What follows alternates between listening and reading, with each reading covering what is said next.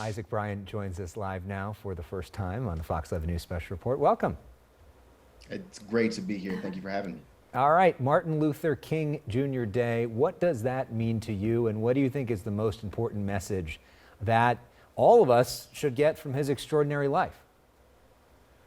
To me, it's a reminder of all the work that's been done before, right? Passing the Civil Rights Act, all of the shoulders that we all stand on.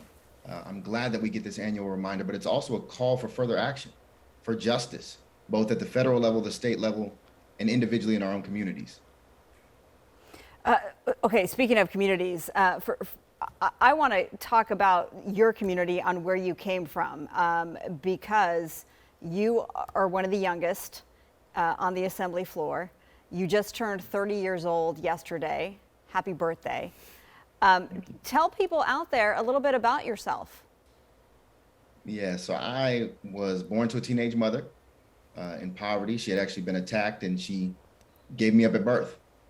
And I was eventually adopted by the Bryan family, a family who did foster care for 26 years in 3 different states. Adopted 9 of us out of the child welfare system. Went to 11 different schools by the time I made it to UCLA. I got my graduate degree in public policy. I went top of my class and immediately started to get to work in my community, organizing, working for elected officials, really understanding all the different stakeholders that are important to make real lasting change, not just in California, not just in Los Angeles, but beyond. And ever since then, I've been effective and I've been growing in that effectiveness, and my community's been calling on me to do more and more, and most recently to serve in the state legislature. It's an honor, it's a privilege. I carry that responsibility every day. And one of the things that you're doing now in the state legislature is leading on the issue of elections. You think about voting rights, which is talked about so much around the country now. It was one of the great causes of Dr. King's life. Where do you see things going here on that? Because we do have, basically everybody receiving a mail-in ballot that is registered here. What does the future of elections in California look like? And what do you say to the critics? And there are some that say that it becoming so easy to get a mail-in ballot makes things a higher percentage or chance of fraud. I would say the data doesn't bear out that voter fraud is the real concern, right? The real concern right now is voter suppression.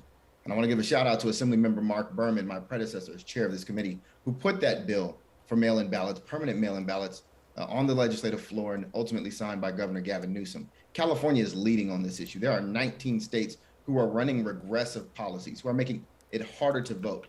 It's the reason for the impotence of the federal voting rights legislation, but California is not one of those states. We have to make our elections inclusive. We have to make our elections participatory.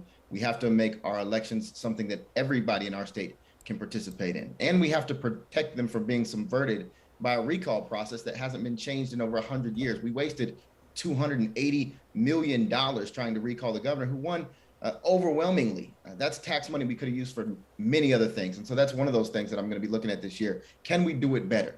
Can we make sure the true voice of the people is always heard and always protected? I think we can. What do you think that MLK would say right now to the fight that is going on in Washington? The voting rights bill will be taken up again tomorrow. It doesn't look like it's going to pass. What do you think his reaction would be? It's always tough, I think, for us to talk about somebody who's no longer with us about what they would think. But I do know the people closest to him are his family. And his family marched today, demanding action, demanding that Congress move, demanding that the Senate move, I should say. And I think that call for action is about as true to where Dr. Martin Luther King Jr. would be in this day. And it's a shame we didn't have him with us. We still have Reverend Lawson with us here in Los Angeles, who was also 93 years old. That's as old as Dr. Martin Luther King Jr. would have been yesterday. And so there's a reminder for me that he could have been here to speak for himself if he wasn't assassinated for standing so righteously for the things that we know we all needed.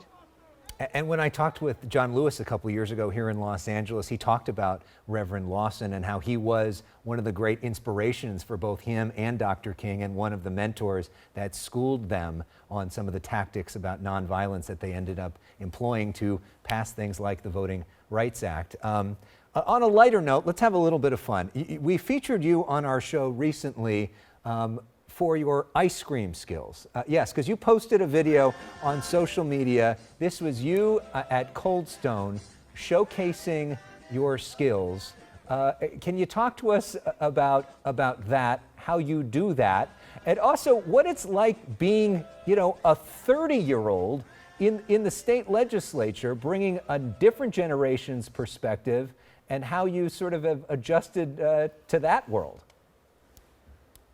Yeah, I've worked a lot of jobs in my life. I started working when I was 15 years old with a work permit from my high school. Cold Stone was my first job. Eventually became a shift manager. I was very proud of it. You work for tips, right? A lot of times if you don't get paid a livable wage, you rely on tipping to close that gap. And for me, I wanted to make more tips than anybody who had ever scooped ice cream ever. And I was pretty successful at that time. It took a lot of practice, but I spent a lot of years working a lot of different jobs while I continue to pursue my education and beyond. Being young and in the legislature means that, you know, I was in high school when the Great Recession hit in 08 and 09, right?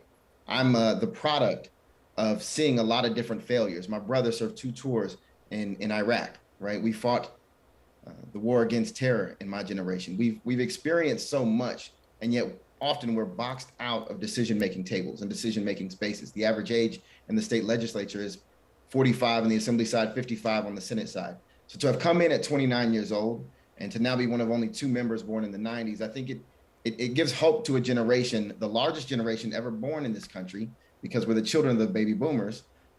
It gives us a voice, and it gives us hope that one day we'll be able to continue to lead the fight that has been happening before us. We've got to fight on climate change and leave the planet for those who come even after us. We've got to lead the fight for justice and equity. We've got to push back against mass incarceration. We've got to get people housed and off of our streets. There's been a lot of institutional failures that we didn't create, but we've been living with, some that predate the generations even before us.